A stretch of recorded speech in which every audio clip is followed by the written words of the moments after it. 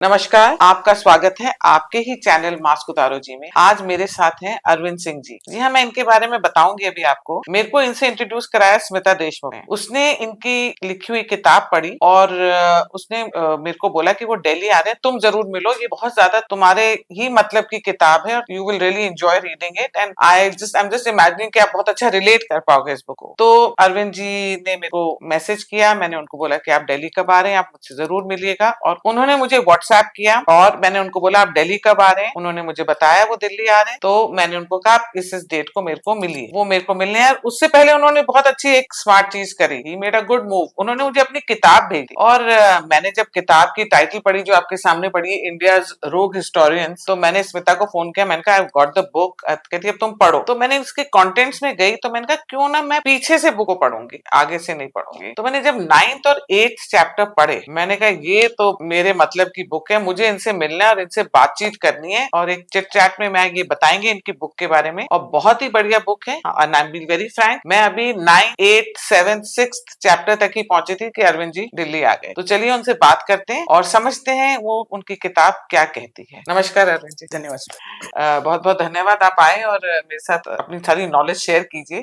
और किताब बहुत ही इंटरेस्टिंग है। तो आप मुझे ये बताइए कि आपने कैसे सोचा ये किताब लिखने के लिए, कब सोचा, क्यों सोचा, like when did you feel that you wanted to expose these historians and you wanted to expose these the whole cabal for lying to the world about our culture and about Bharat. आपने कब सोचा? पायल जी, ऐसा हुआ कि 2019 में जब राम मंदिर का जो फैसला आया सुप्रीम कोर्ट का, उसके बाद जैसा कि हमारे में होता रहता है, मंदिर मिल गया चलिए हो गया सब काम, आगे हमें नैरेटिव बनाने की जरूरत बहुत कम लगती है। और उसके बाद भी जब मैं लोगों से मिलता था, बात करता था, तो लोग कहते थे कि ठीक है, अब इस पे लिखना क्या है, सारी चीजें तो हो चुकी है। लेकिन उसी समय जब मैं रिसर्च करता था इस बारे में, तो पता चलता था कि 90% जो रिसर्च हो रहा है, जो भी आप गूगल पे जाएंगे और इस पे करेंगे, तो सारा का सारा जो आपको रिजल्ट्स मिलता है वो आप राम मंदिर के खिलाफ मिलता है, हिंदुओं के खिलाफ मिलता है। तो मैंने सोचा कि अब इसमें गूगल के एल्गोरिदम को दोष देने से कोई फायदा नहीं है, हमें खुद ही कुछ करना चाहिए। और फिर मैंने इस पे मेहनत करनी शुरू की, इस पे लिखना शुरू किया और काफी दिनों तक मैं चीजों को पढ़ता रहा, समझता रहा और उसके बाद लिखता रहा। जो हमारे हम ख्याल के लोग थे उनसे मैं ये शेयर भी करता रहा कि इसी किताब में लिख रहा हूँ। और लिखते लिखते लिखते लिखते वो इतनी बड़ी हो चुकी है कि तकरीबन अभी 880 पेजेस की वो किताब है। लेकिन मुझे ऐसा लगता है कि नैरेटिव बिल्डिंग करने के लिए, राम मंदिर के लिए और आगे चल के हिस्टोरियोग्राफी पे नैरेटिव और इनके मार्क्सिस्ट हिस्टोरियंस को डिमोलिश करने के लिए बहुत जरूरी है कि हम इस तरह के कई सारे प्रयत्न करते रहें, किताबें लिखते रहें, क्योंकि उन्होंने जो डिस्टॉर्शन हमारे इतिहास में किया है वो एक किताब या दो किताब से होने वाला नहीं है। हमें जनरेशन से कायम करना पड़ेगा। सही कह एक रहे हो आप। जनरेशन है, 2 जनरेशन तक, 3 जनरेशन तक काम करना पड़ेगा, तब कहीं हिंदुओं में जाके स्वबोध, जिसे आत्मबोध कहते हैं, शत्रुबोध कहते हैं, ये दोनों चीज जब तक हिंदुओं में नहीं आएगी तब तक हमको ये काम करते रहना पड़ेगा। चलिए, अब एक और चीज मैंने इसमें पढ़ा है जो मैं थोड़ा आगे जाके ना, मैं फिर कभी बुक को इधर से फ्लिप कर रही थी उधर से, क्योंकि मैं 9th और 8th चैप्टर ने मेरे को इतना वो कर दिया ना, हिला सा दिया। तो मैंने इसमें पढ़ा है बाबरी मस्जिद के बारे में, आपने बहुत कुछ लिखा है एंड ये जो सो कॉल्ड हिस्टोरियंस थे, आपने इसमें एक बात बोली कि हमें ये राम मंदिर आराम से मिल जाता अगर ये कई हिस्टोरियंस थे, उन्होंने सब कुछ डिस्टॉर्ट ना किया होता और एक खेल ना खेला होता हमारे साथ। उसके बारे में कुछ बताइए। हाँ, जो मेरी किताब का जो बेसिक प्रीमाइस यही है कि ये रोग हिस्टोरियंस, रोग यानी दुष्ट, बदमाश और खुरापाती लोग होते हैं, उनको रोग कहते हैं हम लोग। सही कह रहे हाँ, हैं। तो ये वो दुष्ट लोग हैं कि एक समय ऐसा था कि विश्व हिंदू परिषद और बाबरी मस्जिद एक्शन कमेटी आपस में बातचीत कर रहे थे और ये एक सरकार की ओर से भी, चंद्रशेखर की जो सरकार थी, उन्होंने दोनों को एक साथ बैठाया और कहा कि आप लोग बैठ के सुलह कर लीजिए।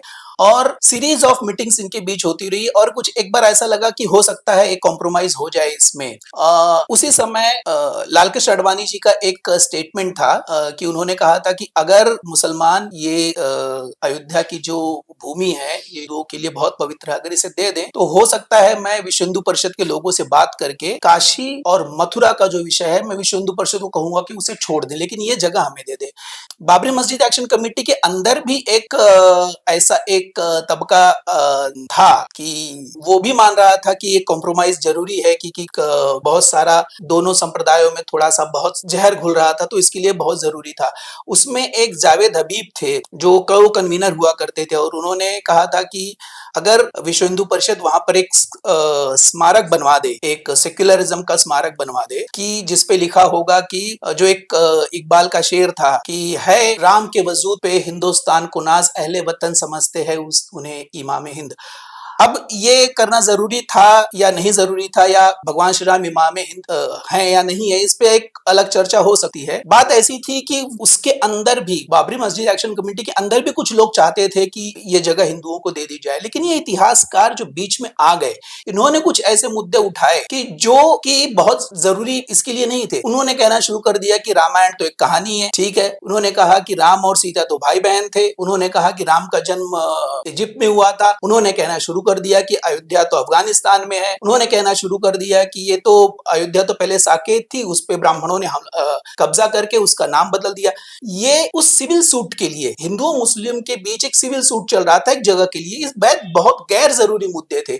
और इसको लेके एक तरफ तो उन्होंने हिंदुओं की आस्था के साथ छेड़छाड़ किया और मुसलमानों को भड़काते रहे कि आप कॉम्प्रोमाइज मत कीजिए। अब मुसलमानों ने भी सोचा कि भाई जब रोमिला ताफर कह रही है, इरफान हबीब कह रहे हैं, जब एस गोपाल कह रहे हैं, बिपिन चंद्रा कह रहे हैं, नीलाद्री भट्टाचार्य जी कह रहे हैं, इनकी किताबें तो पूरे विदेश में पढ़ाई जाती हैं, बड़े बड़ी यूनिवर्सिटीज में पढ़ाई जाती हैं, तो ये कैसे झूठ बोल सकते हैं, ये थोड़े झूठे होंगे और ये हमारी तरफ है। तो उन्होंने कॉम्प्रोमाइज भी करना उचित नहीं समझा। तो इसीलिए मैं इनको कहता हूं कि ये रोग हिस्टोरियंस है। उसके बाद मस्जिद का टूटना, उसके बाद दंगे होना, मुंबई में दंगे होना, हर जगह दंगे होना, फिर गुजरात में ब्लास्ट होना, गुजरात में ट्रेन में हमला होना, ये सारे जितने भी राइट्स हुए हैं, जितने आगजनी हुई है, उनकी जिम्मेदारी रोग हिस्टोरियंस पे है, इन हिस्टोरियंस पे है। बिल्कुल सही कह रहे हैं। हाँ, सही कह रहे हैं। हाँ, तो ये इन लोगों ने इतनी कंफ्यूजन करी।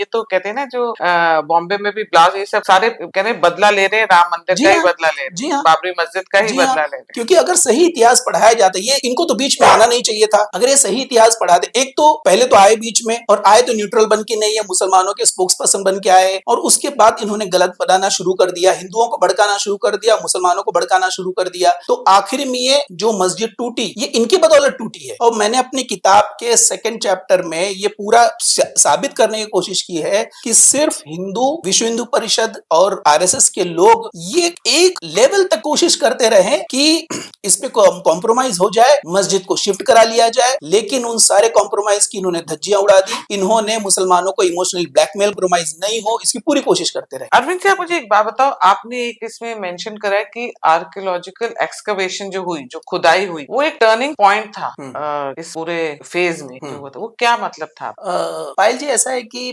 आर्कियोलॉजिकल एक्सकवेशन जो हुआ, बहुत से लोगों को इसके बारे में क्लैरिटी नहीं है। कुछ लोगों की ये मानना है कि हिंदुओं ने डिमांड किया था, लेकिन ऐसा कुछ नहीं है। ये कोर्ट ने, हाई कोर्ट ने सू मोटो एक्शन लिया हुआ था, जिसके तहत ये खुदाई हुई। हुआ ऐसा कि हाई कोर्ट के जजेस ये कहते हैं कि हमारे सामने जो एविडेंस आए हुए थे उससे कुछ क्लियर नहीं हो रहा था कि ये जगह हिंदुओं की है या मुसलमान की है। ओके। तो ये 3 जजेस एक बार ऐसे ही अगस्त 2003 में ये दौरा करने गए अयोध्या का, और उन्हें वो डिस्प्यूटेड साइट के आसपास देखी। उस समय तो डिस्प्यूटेड साइट में तो एक मेकशिफ्ट टेम्पल हो चुका था। फिर वो जब वहां गए, और मुझे ऐसा लगता है कि दोपहर को शायद खाना खाने के लिए या फिर आराम करने के लिए वो राम कथा कुंज है, वहां पर वो गए। और राम कथा कुंज के ग्राउंड फ्लोर और फर्स्ट फ्लोर पे इतनी ही छोटी सी वो बिल्डिंग है, और वहां पर आर्किटेक्चरल फ्रेगमेंट्स और मोटिव्स, यानी कि डिमोलिशन के बाद जो सारी चीजें निकली हुई थी, या उसके पहले जो स्क्रैपिंग वगैरह में मिला हुआ था जमीन पे, वो सारी चीजें रखी हुई थी वहां पे। उनकी तादाद तकरीबन 300 थी। तो 3 जजेस ने जब देखा तो उन्होंने लगा कि अगर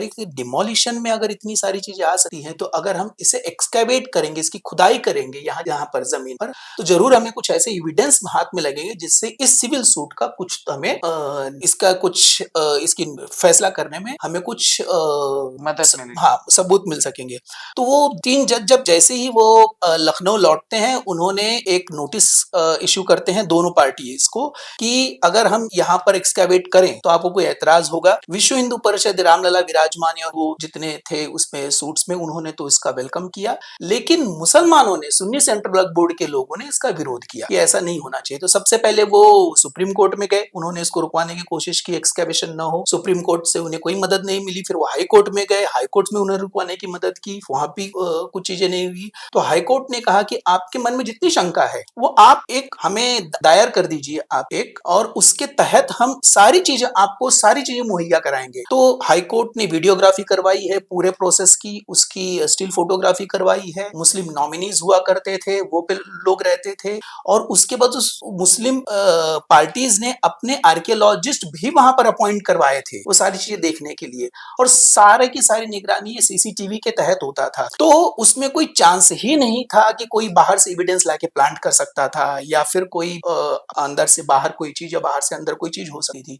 तो वो टर्निंग पॉइंट इसलिए मैं कहता हूं कि उसके बाद जाके एक्सकैवेशन जब हुआ तो जो बाबरी मस्जिद थी वो तकरीबन 25 मीटर की उसकी लंबाई थी, लेकिन जो अंडरनीथ स्ट्रक्चर जो मिला है वो तकरीबन 60 मीटर था। अच्छा। यानी कि उससे ज्यादा, उससे दुगना बड़ा हुआ कोई स्ट्रक्चर था, और उसके पिलर बेसिस के, उसके फर्श के, और उन पिलर बेसिस में हिंदू मोटिव्स, जो रिलीजियस मोटिव्स होते हैं वो सारी चीजें मिली। तो बहुत ही कंक्लूसिव रिपोर्ट ये कहती है, आर्कियोलॉजी की एएसआई की जो रिपोर्ट कहती है वो ये कहती है कि यहाँ पर एक नॉर्थ इंडियन नागर स्टाइल का एक रिलीजियस स्ट्रक्चर था। तो this was the turning point. This was a turning point. अच्छा, अब हम आते हैं के मोहम्मद जी के बारे जी में। हाँ। बहुत मैंने देखा है कि उनको एक सेक्युलर फिगर की तरह दिखाने की कोशिश की है, तो आई ऑल्सो रिस्पेक्ट हिम कि वो सबके साथ पंगा लेके, अपनी कम्युनिटी के साथ, अपने रिलीजन के लोगों के साथ पंगा लेके हिंदूज के फेवर में बात कर रहे हैं। के मोहम्मद जी का कोई राम मंदिर से रिलेशन था, मतलब बाबरी मस्जिद की एक्सकवेशन में? और के मोहम्मद जी एक बहुत ही सीनियर आर्कियोलॉजिस्ट हैं, और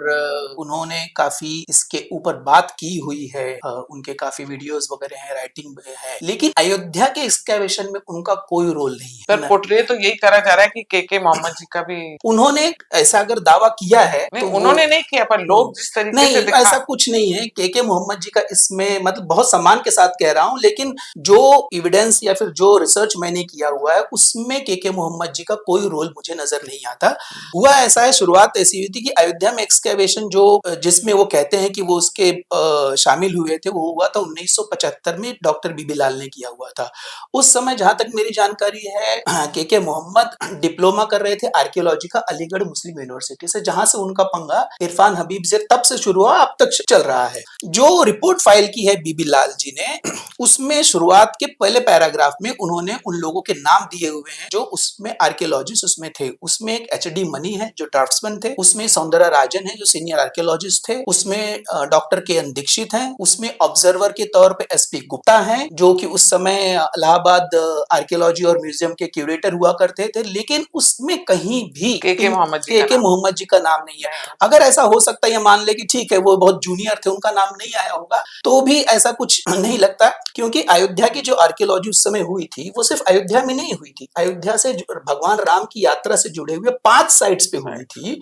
तो हो सकता है के Mohammad one of the sites जब वो पढ़ाई कर रहे थे तो एक जो फील्ड टूर होता है उसमें वो गए हुए होंगे। एक तो वो बात रही। दूसरी बात, 2003 में जो एक्सकैवेशन हुआ वो डॉक्टर बी आर मनी के लीडरशिप में हुआ। एएसआई के उस समय वो सुपरिटेंडेंट आर्कियोलॉजिस्ट थे। उसमें 24 आर्कियोलॉजिस्ट इन्वॉल्व थे एएसआई के, 24, उसमें से 4 मुस्लिम्स थे, लेकिन के मोहम्मद जी का नाम वहां भी नहीं है। तो ये जो एएसआई की रिपोर्ट आई, इसका कंक्लूजन क्या था?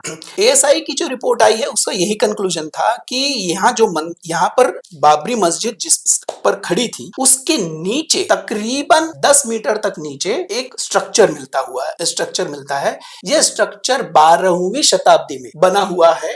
ठीक है, और उसको आर्कियोलॉजी की रिपोर्ट ये नहीं कहती कि वो तोड़ा गया हुआ होगा, लेकिन उसी के ऊपर बना है, उसी के स्ट्रक्चर को यूज करके बनाया गया हुआ था, यह स्ट्रक्चर बना हुआ था।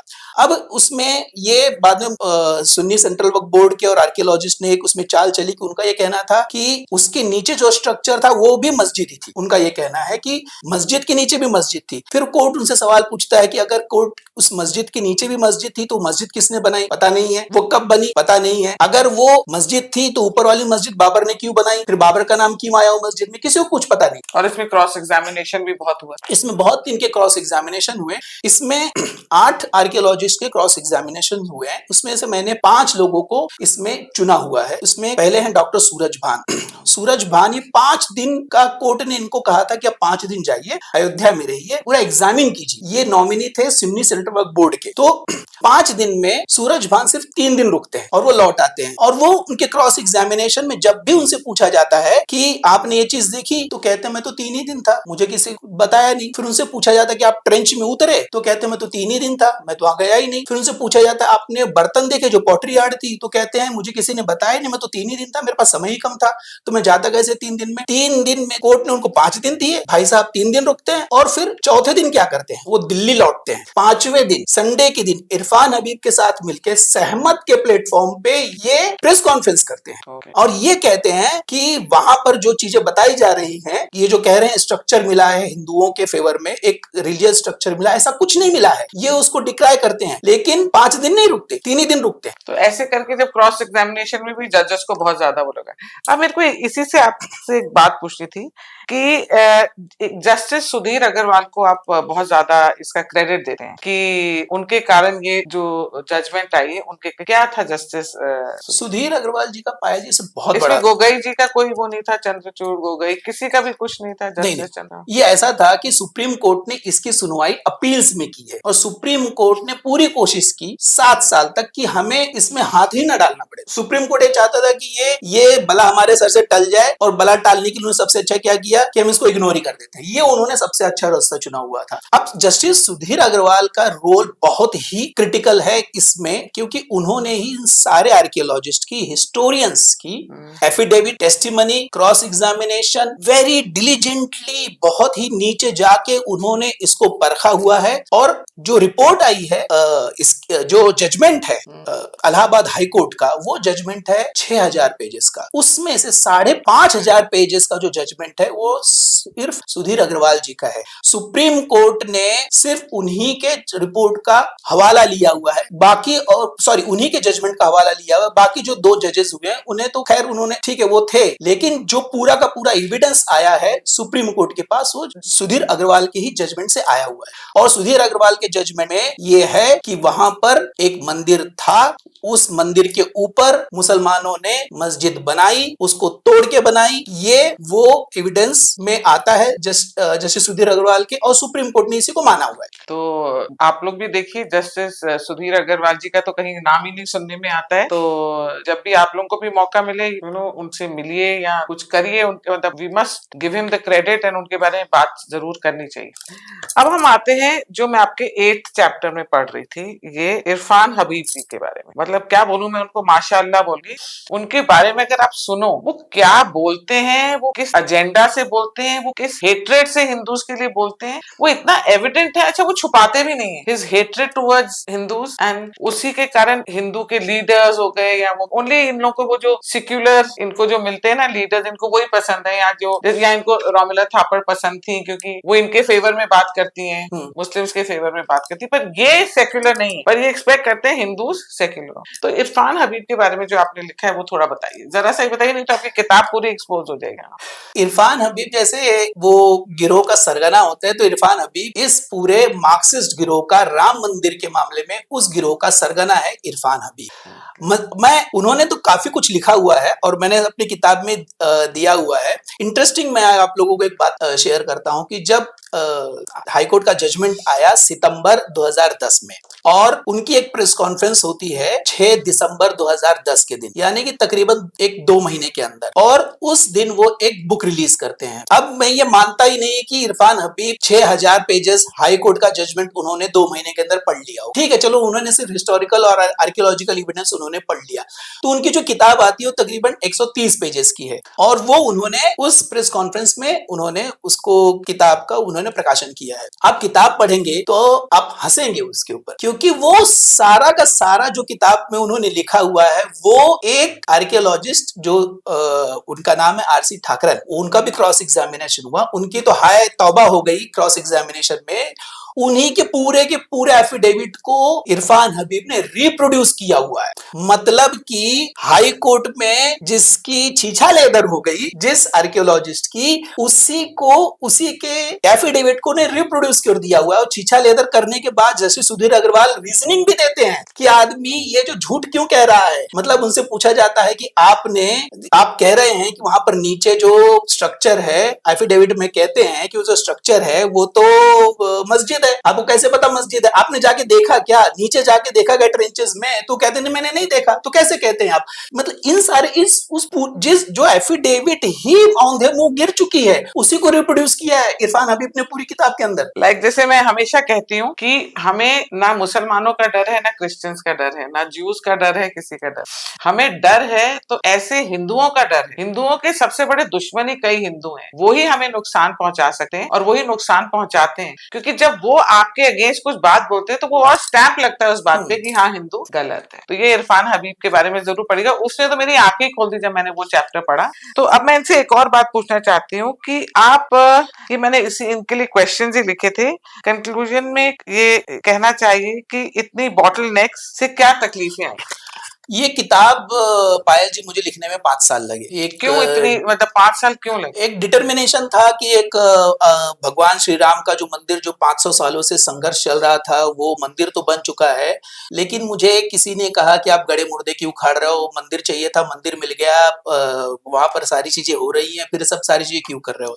फिर जब मैंने स्टडी करना शुरू किया इन सारी चीजों का, तो कोरोना के समय तो मुझे लग गया समय जजमेंट ही पढ़ने में, सुप्रीम कोर्ट का और हाई कोर्ट का। लेकिन जब तक मेरे हाथ में एएसआई की रिपोर्ट थी, मुझे शांति नहीं मिल रही थी कि एएसआई की रिपोर्ट चाहिए मुझे। जब तक वो नहीं मिलेगी मैं क्या लिखूंगा? आर्कियोलॉजी पे लिख रहा हूँ तो वो उसका जो बेसिक सोर्स है वो तो होना चाहिए। मैं दिल्ली आया, मैं आर्कियोलॉजिकल सर्वे ऑफ इंडिया के ऑफिस में गया, उनके पास रिपोर्ट नहीं थी। मैं नेशनल आर्काइव में गया, उनके पास रिपोर्ट नहीं थी। मैंने अपने दोस्त के माध्यम से पार्लियामेंट की लाइब्रेरी में टटोलने की कोशिश की, वहां भी रिपोर्ट नहीं थी। जहां तक मुझे याद आता है, प्रहलाद सिंह पटेल 2021 में उनका लोकसभा का स्टेटमेंट ये है कि हम अयोध्या मामले से जुड़ी हुई जो एएसआई की जो रिपोर्ट है, कल्चरल मिनिस्टर थे कि एजुकेशन, कल्चरल ये minister of culture independent charge था उनके पास, ये मध्य प्रदेश से आते हैं। तो बात सुनिए उनकी। हाँ, तो उनका ये लोकसभा में स्टेटमेंट है कि इस रिपोर्ट को हम सार्वजनिक करेंगे, लेकिन 2021 से आज 2026 में बैठे हैं, रिपोर्ट अभी तक सार्वजनिक नहीं हुई है। इंटरेस्टिंगली ये रिपोर्ट इंटरनेट पे अवेलेबल है। अमेरिका में वो ऐसे जो मार्क्सिस्ट या फिर जो लेफ्टिस्ट बैठे हुए हैं, जो हिंदू भावनाओं की कदर नहीं करते, उनके पास ये रिपोर्ट है, वो आज भी लिख रहे हैं। अमेरिका के वहां के जर्नल्स में इस रिपोर्ट का हवाला देके हमारे राम मंदिर की लेजिटिमेसी को चुनौती दी जा रही है, लेकिन हम ही उसी रिपोर्ट को अभी तक सार्वजनिक नहीं करें। क्यों नहीं कर पाए? कोई रीजनिंग नहीं है। ऐसे बहुत सारी चीजें हैं। एक अयोध्या का व्हाइट पेपर है जो 1993 में नरसिम्हा राव सरकार ने बनवाया तो हुआ था, वो भी तकरीबन 300 पेजेस का है। उसमें उसके मैंने समहाउ फाइंड इट आउट और मैंने पूरा वो रिप्रोड्यूस किया हुआ है जजमेंट में और वो सारी चीजों में, वो भी अभी तक पब्लिक नहीं किया गया है। अयोध्या सेल की एक रिपोर्ट थी जो उस समय नरसिम्हा राव ने बनवाई थी, नरेश चंद्र उस समय अयोध्या सेल के हेड थे, उन्होंने एक रिपोर्ट बनाई हुई है, एक बैकग्राउंड पेपर बनाया हुआ था जो ये कहता है कि उस रिपोर्ट के कंक्लूजन में आता है, ये नरसिम्हा राव के बनाए हुए कमिटी का रिपोर्ट है जो कंक्लूजन में ये कहता है कि मार्क्सिस्ट हिस्टोरियंस ने सारा विशिएट किया हुआ है। पर मैं आपको एक बात बता रहा हूं, अगर ये कल इलेक्शन का मुद्दा बन जाते हैं तो रिपोर्ट्स भी बाहर आ जाएंगी, सार्वजनिक हो जाएंगी, सब कुछ हो जाएगा। And thank you so much Arvind ji, आपने अपनी एक किताब के बारे में सारा कुछ शेयर किया हमसे। जरूर इनकी जाके अमेज़न पे आप हैं किताब, आप जरूर, आई थिंक आपके लिए जो काम करते हैं, हिंदुओं के फेवर में जो काम करते हैं, हिंदुओं के लिए सेल्फलेसली जो काम करते हैं, अगर हम आज उनको सपोर्ट नहीं देंगे, हम आज उनके साथ नहीं खड़े होंगे, तो फिर हमारा कभी भी इकोसिस्टम नहीं बनेगा। तो जरूर खरीदिएगा ये किताब। मेरे को इन्होंने एक किताब गिफ्ट करी है, पर मैं एक किताब खरीद के अपनी एक फ्रेंड को गिफ्ट करूँ। Thank you so much. Thank you Payal ji for giving me opportunity to talk about my book. Thank you. Very interesting book. Thank you.